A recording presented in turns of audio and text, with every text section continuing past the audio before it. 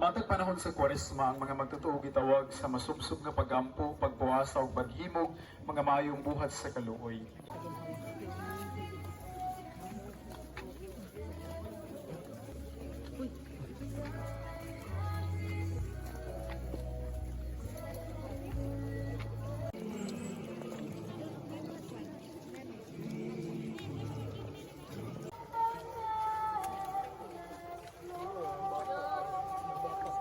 Ikaw ay maasaw na natin.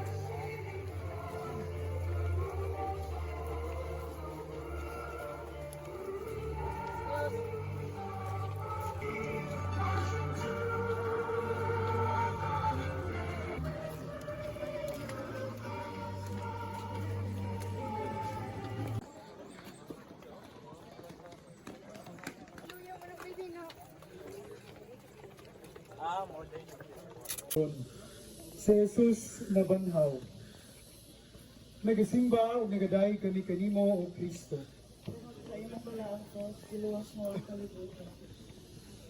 Kinutlogikan sa Ebanghelyo sumala ni San Lucas. Sayo kayo pagkadomingo sa buntag ngadto sa lubnganan ang mga babayi dalang mga pahumot nga ilang giandam ug nakaplaga nila nga naligid na ang bato nga gialis sa putahan sa lubnganan busa misulod sila apan wala nila ikaplagi ang lawas sa Ginoong Hesus.